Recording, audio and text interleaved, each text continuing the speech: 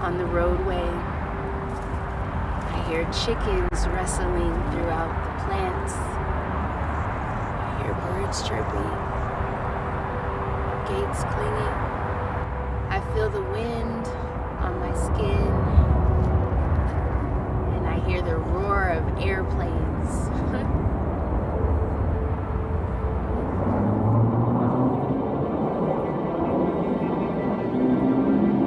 Sounds like my neighborhood.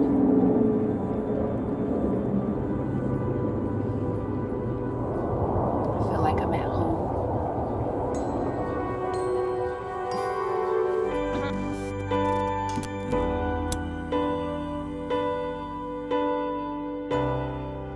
Well, my journey began Pike Place Market.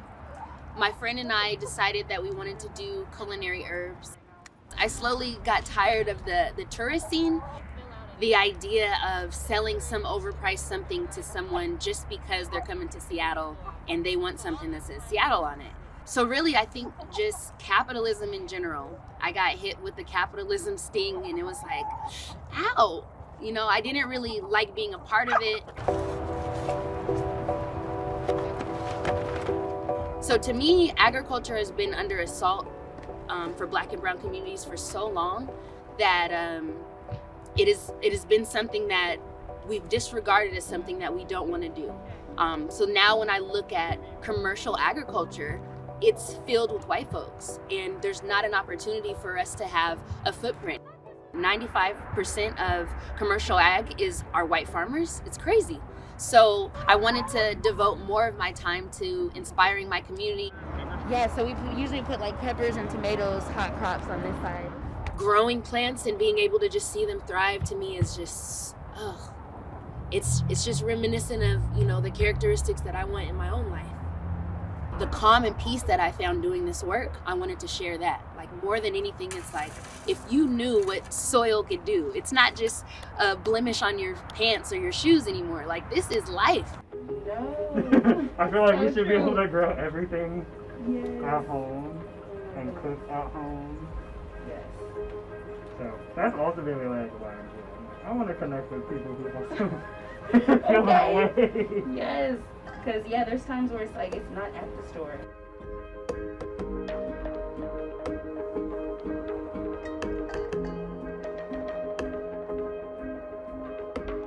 I think there's another thing about seeing the resilience in plants.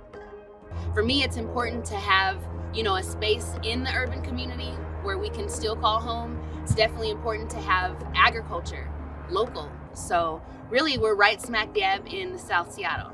We're right in the middle of the community where I grew up. So how do we get, you know, more Black folks to engage in the farm? Well, we got it here. How do we engage in healthier eating practices? We have it here. Nurturing Roots Farm is a space for healing, for growth definitely, but we're not really into selling produce. We're more so into investing time in our humanity and finding more ways to reconnect to our environment. Here it's like, wow.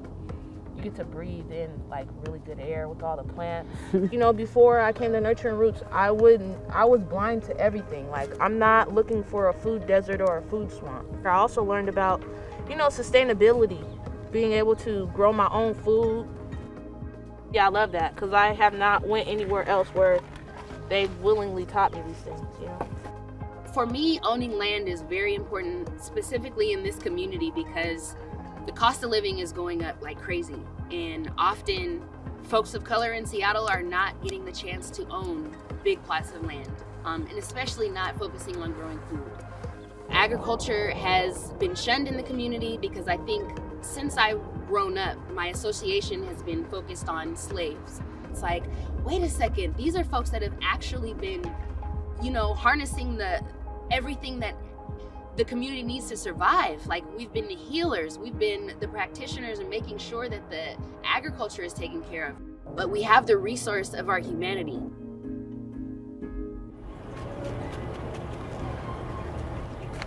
I've wanted to connect with community in this way for a long time. So finally came out and just did it. I think that there's something really beautiful about getting back to our roots and getting back to a place of stillness. Often food, it nourishes your body, but it really is that spirit tied to food that I think you get to feel and just nurture when you're growing things. You get to, spend the time with your food that isn't just a transactional engagement on your dinner plate. I really feel like this is paradise because it doesn't just teach you about the life cycle of plants and about plants. It teaches you about the spirituality of the plant. How well you take care of your plant, it really shows how well you take care of yourself too. If I have a toxic environment that I've planted myself at, then I'm not going to be able to grow. How to, nurture my land, nurture myself, heal others. It's definitely being able to put your best into something and see a better outcome. It's giving me strength.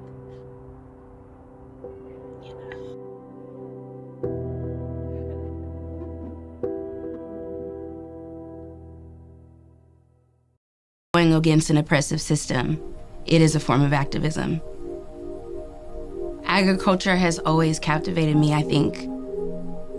Being able to dig into something, being able to not only have, the obvious root of a plant, but what is the root cause of systemic oppression? There's a term that we use called root bound. When a plant is stuck inside of a pot and it doesn't have the ability to get its roots free, and they bind themselves and they twist themselves and they turn into this knot, stunting the growth of the plant. So loosening the roots, putting it in a larger pot, being able to give it, that new life. It's a form of therapy. And I know that's something that people in our community need a lot as well. A lot of healing. I think it's important for the Black community to learn about farming, just so we have that form of self-sustainability. It's a family because everyone knows the work they're putting in and how selfless everyone's being to get to a greater goal. Just being around the people a part of Nurturing Roots, we're free and we're creative. For me, also a part of liberation is liberating yourself from generational curses. We can go back to the 1800s and 1900s, slavery. We had to eat certain foods which caused us to have more heart disease, more cancers, more asthma. Just standing up for our basic needs, to me, is something I've always seen us have to do. I've found ways to, combat this system that is constantly oppressing us. Like a lot of folks didn't have the opportunity to get really wholesome food. Because we're unhealthy, then their healthcare system works. Because their education is poor, then we didn't even know we were unhealthy. Think about how, our culture is tokenized and it's just not fair. And everything's cool about us, but keeping us healthy and keeping us educated.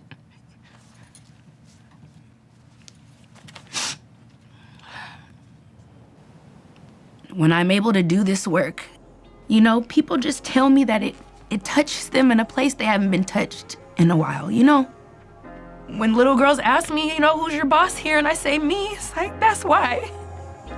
Because they don't even expect that. They're gonna have to look to something. So I think about that as all of us. The more of us we have, the more resources we can give, the more opportunities we have to be better plants, to be better human beings, then the better we'll be. And I think all of us, we need that. So if it can be a little piece of, paradise, a little piece of a break, a little piece of something that seems normal to the inner us, then that's what I want to create for us.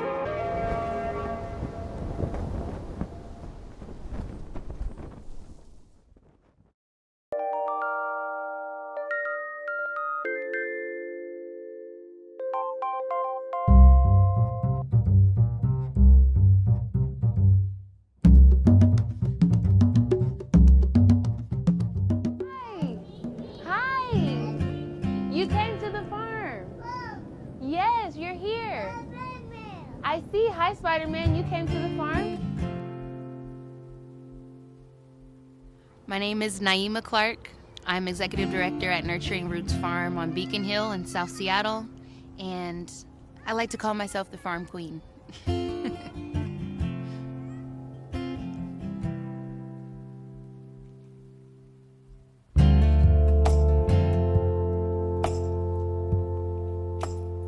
Nurturing Roots came to be because of a dream. I wanted to create something for the community, to create a healthy source of food, to create healthy activities, and also find more ways to reconnect to our environments. But a lot of us in the city, we don't have opportunities, you know, to be able to grow, to be able to actually see a farm, and then know what that means to us and how to kind of take charge of our health. Very important.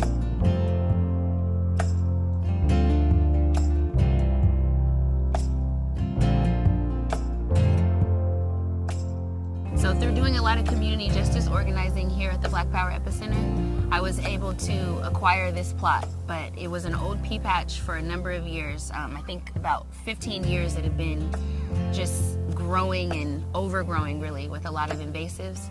And I believe Bethany Church just knew that because we were doing a lot of social justice organizing, she trusted, you know, the vision, and food access was something that we hadn't really touched. So I think just together with the community and folks that I've been working with, they agreed that you know the farm stuff, you need to get out there and start growing. I'm Nyala, the owner of Sugar Queen Bakery, where I utilize local ingredients from Naima's farm. I love using her pineapple sage in the 24-karat cupcake. I would definitely say 3 words to describe Naima and her work would be community, justice for all, and love. She loves her community, she loves the food that she produces, and the reason why I was so attracted to her is because she's not only doing this for herself, but also to sustain the community around her. When I saw that my community was just slowly deteriorating, it's like, somebody has to do this, dun, dun, dun, dun, kind of thing. But I don't know, it's definitely, I surprise myself sometimes because I think about what I have been able to accomplish. It's like, wow, I didn't see this when I started, you know?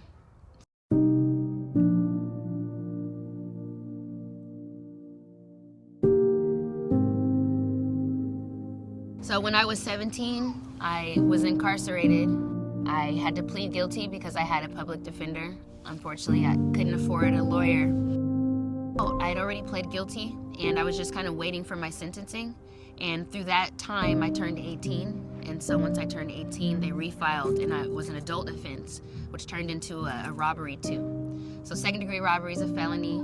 Of course, I'm terrified, like, what does that mean? And they're, yeah, you could 10 years and $10,000 fine. It's like insane for me. You know, there's so many ways that I could have maintained my freedom and still learned my lesson. But unfortunately, with that stigma, I was a violent offender. And so fresh 18, brand new adult, and I had this cloud over me.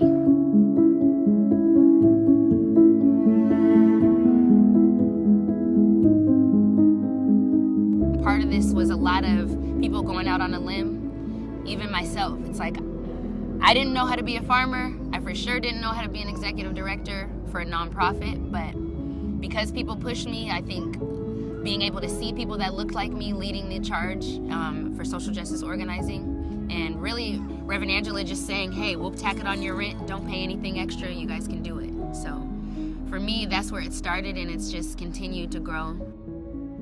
All right, let's see. I'm gonna put it back in the ground, right here.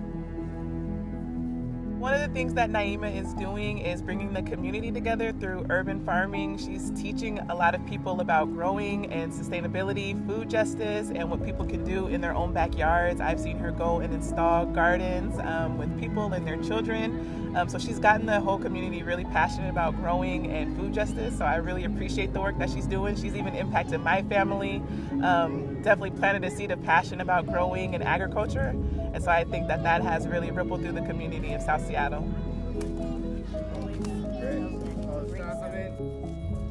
Naima's work means a lot to me because Naima, just being a strong Black woman in the farm system, is showing she's putting forth history, culture, injustice, and how by reaching down into the dirt, how we can use that as a tool to empower our own self and our own community.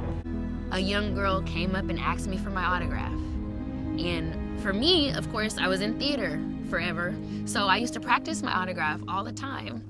And at that moment, it was like, am I a celebrity? Like, is this really working? And to impact a young person like that. There's been a lot of moments. But that was one of those moments I even told her, like, I'm sorry, I'm gonna cry right now. But I think just having the affirmation from kids, my nephew, my nephews and nieces coming here and them being inspired, it's like those are the moments that made me think that Nurturing Roots made it, There you go. Now pull it. Walk back.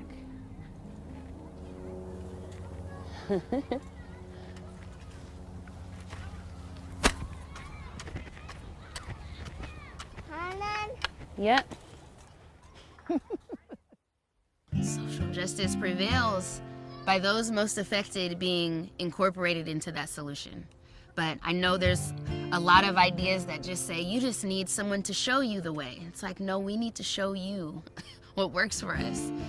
So I think it prevails by, organizations like Nurturing Roots being lifted up and being able to stand on the same stage as Seattle Tilth or Parks and Recreation and band arms, but them actually lifting, me higher. So being able to reach into communities and value the lived experience, being able to see how we are impacted. I think a lot of it's the education piece. But social justice starts with you knowing. You have to understand what's at play, and then you have to understand how you can transition out of it. But definitely building, social justice is building, a brighter, I hate to say brighter future, but building something better than what you've had the opportunity to see.